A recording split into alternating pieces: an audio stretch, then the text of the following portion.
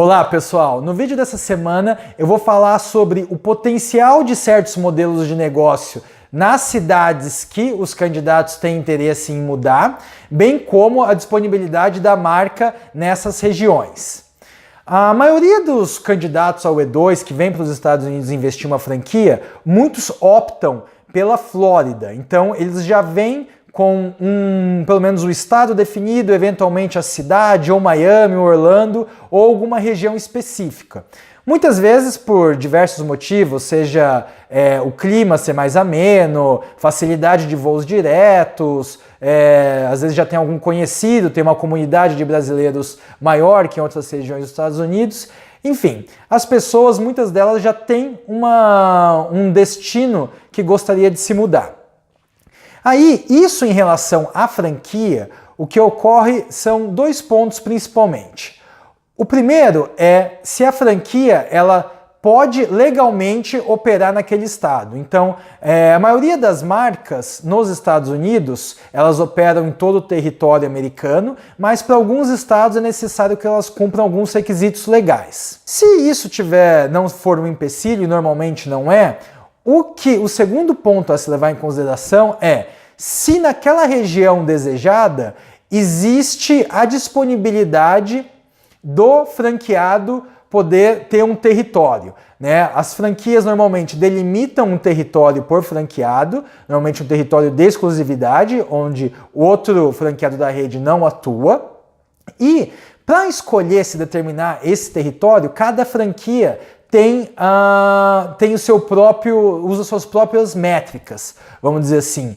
Então, elas já, com base em todas as outras regiões que elas atuam, elas têm já uma base do que é importante para se ter sucesso e o que é o mínimo a estar se olhando. Então, por exemplo, uma franquia de cuidado com idosos pode estar olhando a densidade demográfica de certa região, a quantidade de pessoas acima de 60, 65 anos, por exemplo.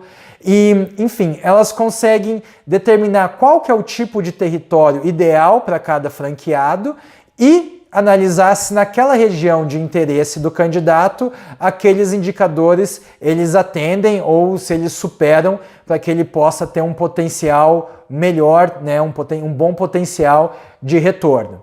Então, basicamente é isso que as franquias vão estar considerando, vai estar sendo conversado com os candidatos em potencial e normalmente também aquelas pessoas que querem ter uma exclusividade, uma atuação maior em toda uma cidade, por exemplo, isso também é possível, mas logicamente o investimento a ser feito é proporcionalmente maior, mas daí também vai muito de cada caso. Então, de uma maneira geral, é isso, pessoal. As franquias, a grosso modo, conseguem operar em todos os Estados Unidos. Se nos locais que o candidato tem interesse, elas tiverem disponibilidade de território, ou seja, não ter um outro franqueado e ter uma região que atenda aos indicadores mínimos que elas esperam, normalmente isso possibilita que o negócio seja feito.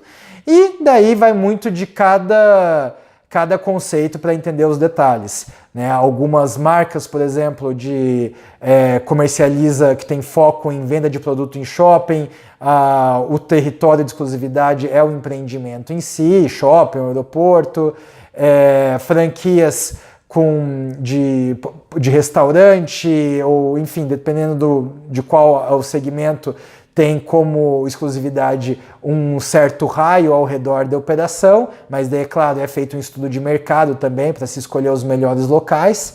Mas basicamente é isso que é analisado e os candidatos têm que estar sempre conversando com os franqueadores para poderem escolher o melhor local para estar iniciando o seu negócio, onde eles acreditam que vai ter o maior potencial de retorno e ter a tranquilidade que nenhum outro franqueado da rede vai estar também atuando nos mesmos clientes, canibalizando aquela localidade.